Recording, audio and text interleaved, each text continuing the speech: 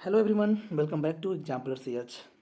Friends, आज PGT syllabus से एक नए राइटर जिनका नाम थॉमस स्टर्न्स एलियट अर्थात टीएस एलियट है, उन पर कुछ इम्पॉर्टेंट वन लाइनर आपके समक्ष। वीडियो शुरू करने से पहले एक आपसे रिक्वेस्ट है कि यदि वीडियो आपको समझ में आता है या पसंद आता है तो आप इसे लाइक शेयर और सब्सक्राइब कर सकते हैं, ये आपकी मर्जी है। आइए शुरू करते हैं। कुछ important one liner series based on T S Elliott.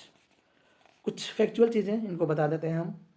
1888 में पैदा हुए थे और 1965 में इनका देहांत हो चुका था। इनका शिक्षा हार्वर्ड यूनिवर्सिटी और मेटन कॉलेज ऑक्सफोर्ड में हुआ था। लैटिन भाषा के लिए इन्हें गोल्ड मेडल प्राप्त हुआ था। पैदा हुए थे 26 सितंबर 1888 सेंट लुइस मिसौरी यूएसए में। एक ब्राह्मण परिवार में पैदा हुए थे टीएस एलियट। और इनका देहांत 4 जनवरी 1965 लंदन में हुआ था। ठीक है, आइए आगे बढ़ते हैं। कह रहा है पहला क्वेश्चन कि what was T S Eliot's writing limit per day. Important question बन सकता है कि पर दिन यानी प्रतिदिन कितना लिखा करते थे। ये बता रहा है कि 3 आवर्स पर डे, यानी 3 घंटा, वो कम से कम 3 घंटा प्रतिदिन वो लिखा करते थे। कौन? T S Eliot. नेक्स्ट क्वेश्चन है कि why did T S Eliot never return to Harvard to take the final oral examination for the PhD degree. तो कह रहा है कि वर्ल्ड वार आई इंटरवेंड करके एक था, इसी की वजह से वह वापस आए थे। नेक्स्ट है कि which book aroused interest in TS Eliot in the poetry of Laforgue, a French symbolist. तो वो Arthur Symons the symbolist movement, इनके वजह से यह ज़्यादा इंटरेस्ट अराउज हुआ। TS Eliot is often charged with obscurity के लिए इन्हीं पर आरोप लगाया जाता था। TS Eliot took special interest in the philosophy of Patanjali. Patanjali जो योग गुरु थे पहले, उनकी फिलोसफी पर ये ज़्यादा इंटरेस्ट रखते थे। कौन? T S Eliot. T S Eliot may have been the first person to write the word bullshit. ये ध्यान रखिएगा, बुलसिट एक ऐसा शब्द है जिसको सबसे पहले इन्होंने ही लिखा था, प्रयोग किया था। कौन? T S Eliot. शब्द है bullshit. Who wrote Hamlet and his problems? T S Eliot. Important इनका क्रिटिसिज्म है हैमलेट एंड हिज प्रॉब्लम्स। इसमें विलियम शेक्सपियर को क्रिटिसाइज किया गया था और बोला गया था कि हैमलेट जो है ना, सक्सेस नहीं, फेलर ड्रामा माना गया था और सक्सेस वो मैकबेथ माना गया था। हैमलेट एंड हिज प्रॉब्लम में ही T S Eliot learned Greek philosophy at Merton college. Who wrote in my beginning is my end, in my end is my beginning. T S Eliot का स्टेटमेंट है, statement ध्यान रखिएगा। In my beginning is my end, in my end is my beginning, statement T S Eliot. Next है कि after his death his wife preserve his legacy by editing and adding several notes to the letters of T S Eliot. यानी उनकी मृत्यु के बाद उनकी पत्नी ने उनके लिगेसी को प्रिजर्व किया था, सुरक्षित रखा था उनकी पत्नी ने। Sweeney Agonistes is a play by T S Eliot. Sweeney Agonistes एक ड्रामा है, किसके द्वारा? टीएस एलियट के द्वारा। T S Eliot's incomplete play is Sweeney Agonistes. ध्यान रखिएगा, यह भी इनकम्प्लीट है। Title of Sweeney Agonistes is inspired from तो मिल्टन सन्स एगोनिस्ट, यानी मिल्टन का जो सैमसन एगनिस्ट था, जिसको हम लोग क्लोजेट ड्रामा बोलते हैं, ठीक है, तो उससे इंस्पायर्ड था सैमसन एगोनिस्ट। ध्यान रखिएगा, Samson Agonist, Sweeney Agonist. T S Eliot was awarded डाटे medal of Florence in 1959। Important है, T S Eliot was the youngest of his parents 7 children. India 7 बच्चों में सबसे छोटे थे। कौन? T S Eliot. In his childhood T S Eliot was specially fond of the adventures of the Tom Sawyer, यानी adventures of Tom Sair के क्या थे? शौकीन थे, फॉन्ड ऑफ थे। His first poems written at the age of 14 were inspired by. कह रहा है कि प्रथम पोएम जो इनका था वो क्या था? तो एडवर्ड फिट्जजेराल्ड रूबियत ऑफ उमर खयाम, जो उमर खयाम का वो था, इनसे सबसे ज़्यादा प्रभावित था। Who wrote the metaphysical poets? तो मेटाफिजिकल पोएट्स किसने लिखा है? वो टी.एस. एलियट ने लिखा है। The first long poem after his conversion was Ash Wednesday, important है। Ash Wednesday expresses the pangs and the strain involved in the acceptance of religious belief and religious discipline. Then next है question कि in 1964 he received presidential medal of freedom from United States of America, who is known as the most daring poet of 20th century. important है, most daring poet of 20th century, T.S. Eliot. Next friends, T.S. Eliot received a degree in BA within 3 years in 1909 instead of the usual 4 years. ये सत्य बात है, true कर लीजिए इसको, ठीक है। T.S. Eliot died of, देखिए इम्फीसीमा एक बीमारी है और डाइट इसी से ये हुए थे। The criteria by T.S. Eliot was the most distinguished international critical journal at the period. Eliot's first volume of verse was, कह रहा कि पहला जो वर्स ब्लूम था क्या था? Prufrock and other observation.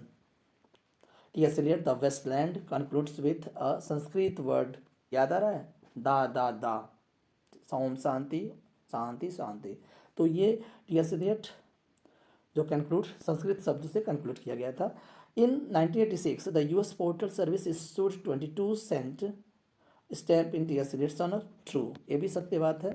Next है Aldous Huxley refer to him as the most bank clerky of all bank clerks, क्या बात है।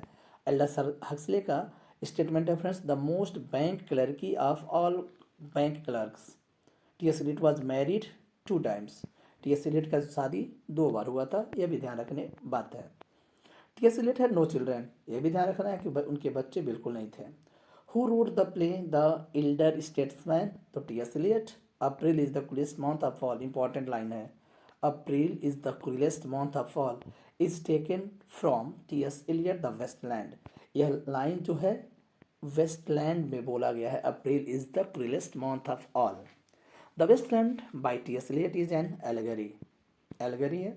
The Cocktail Party is a play by T.S. Eliot, Cocktail Party एक drama है, किसके द्वारा? T.S. Eliot के द्वारा। Next, T.S. Eliot's father Henry Ware Eliot was an industrialist and philanthropist, ठीक है, क्या थे? इंडस्ट्रियलिस्ट थे और फिलांथ्रोपिस्ट थे इनके पिता। T.S. Eliot was poet, essayist, publisher, playwright, literary critics and editor। ध्यान रखिएगा, poet, essayist, publisher, playwright, literary critic भी थे, क्योंकि इन्होंने और टीजीटी के एग्जाम में स्पेशल इनका जरूर कोई ना कोई क्रिटिसिज्म पूछा ही जाता है। T.S. Eliot मैरिड विविने हाई या हे वुड इन 1915, यानी जो शादी किए थे विविन हे वुड से वो 1915 में। What family did he belong to? तो बोस्टन ब्राह्मण फैमिली। मैंने आपको पहले ही बता दिया था कि यूएसए के ब्राह्मण परिवार में वो पैदा हुए थे, तो बोस्टन ब्राह्मण फैमिली में वो बिलोंग करते थे वो। Who said next two of course God America I love you, ये किसने बोला था? T.S. Eliot ने बोला था, next two of course God America I love you. लेकिन आपको बता देना अमेरिका से आए थे लंदन। नेक्स्ट है T.S. Eliot served as Charles Norton professor of poetry at Harvard, which modern poet allowed the Chaucer in the of his poems? T.S. Eliot। Who is common between the Westland by T.S. Eliot and Ulysses by the James Joyce? अंतर पूछ रहा है भाई, तो कह रहा है कि बोथ वेयर पब्लिश इन 1922, यानी दोनों 1922 में पब्लिश हुआ था। And both present similar in the predicament of the modern man, और दोनों किताबें चाहे वो वेस्टलैंड हो T.S. Eliot का और जेम्स जॉयस का यूलिसस हो, दोनों किताबें मानव यानी मॉडर्न मैन का दुर्दशा को दिखाती हैं, प्रीडाकमेंट को दिखाती हैं, ध्यान रखिएगा। What movie is based on T.S. Eliot's really bad marriage? तो Tom and Viv. T.S. Eliot was born in Saint Louis Missouri, USA। What movement did T.S. Eliot belong to? Modernism, new criticism. ये दोनों as से belong करते थे, ये modernism से belong करते हैं और न्यू क्रिटिसिज्म से। Who wrote journey to the Magi? T.S. Eliot ने लिखा है। The poem T.S. Eliot is called drama of literary angles, the Prufrock and other observation. Who wrote the poem portrait of a lady? T.S. Eliot। Portrait portrait of a lady, T S. Eliot ने लिखा है। Who compare Dickens to Shakespeare, who compare Dickens to Shakespeare, T S. Eliot. अच्छा ध्यान रखिए, T S. Eliot ने Dickens को Shakespeare से तुलना किया था। क्लियर है ना। Next, in what words did T S. Eliot compare Dickens to Shakespeare. अच्छा कौन से शब्द थे जिनको तुलना किया था। तो Dickens can with a phrase make a character as a real as flesh and blood. इन शब्दों के साथ इन्होंने तुलना किया था डिकेंस को शेक्सपियर के साथ। ही वॉज डायरेक्टर और working editor of the publishing firm of Faber and Faber limited. Next है कि T S. Eliot became a naturalised British subject in 1927।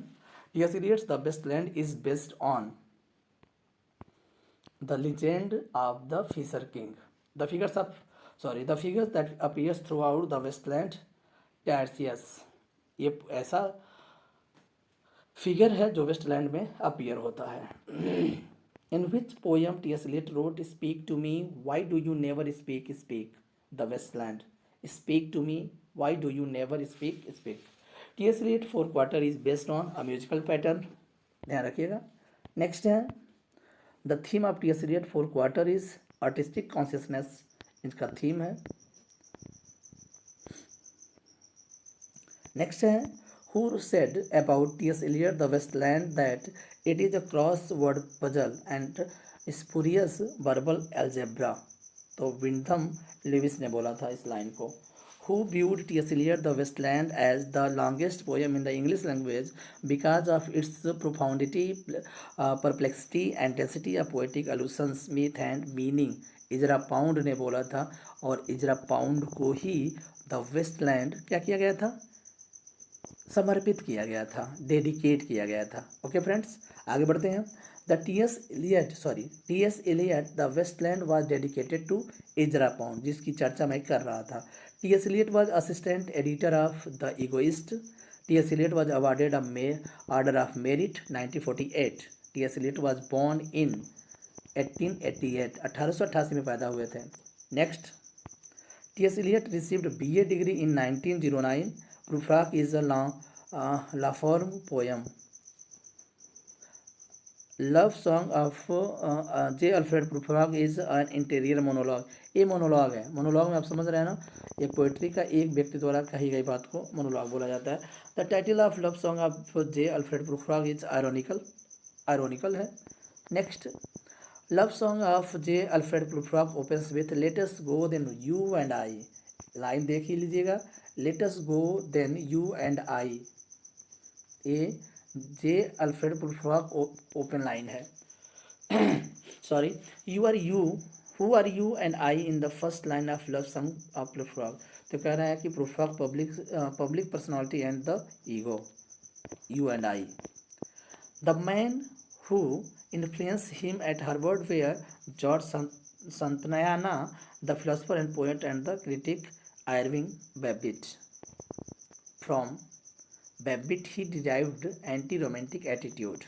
Eliot was to pursue four careers: editor, dramatist, literary critic, and philosophical poet. T.S. Eliot was probably the most erudite poet of his time in the English language. He sought a poetic diction that might be spoken by an educated person, being neither pedantic nor vulgar. T.S. Eliot took the first title of the Westland from the Charles Dickens novel. ये ध्यान रखिएगा, Westland का जो title लिया गया था Charles Dickens के our mutual friend से लिया गया था, the waste land. The waste land consist of 434 lines, यानी 434 लाइन कॉन्सिस्ट है वेस्टलैंड में। What are the 5 sections of the waste land. Waste land का 5 सेक्शन है। 5 सेक्शन का नाम अनिवार्य से the burial of the dead, the game of chess, the fire sermon, death by water, what the thunder said, epic of modern age is the Westland. For a year, Eliot taught French and Latin at the Highgate School. T.S. Eliot attended Harvard University. Eliot was very much influenced by the English metaphysical poets.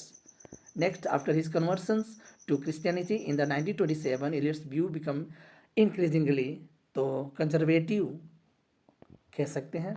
In which poem we come across in the room women come and go talking of Michelangelo. तो वो है the love song of J.L. Prufrock by T.S. Eliot. Who wrote the family reunion. Important है, family reunion भी शायद play है T.S. Eliot का. ठीक है, T.S. Eliot. नेक्स्ट है the line I am not Prince Hamlet nor was meant to be is in the love song of J.L. Prufrock by T.S. Eliot. I am not Prince Hamlet, ध्यान रखिएगा, ये भी उस poem की ही एक line है. ठीक है फ्रेंड्स, देखते हैं नेक्स्ट वीडियो में. And you are requested to subscribe our channel exemplar CS. Thank you, bye bye.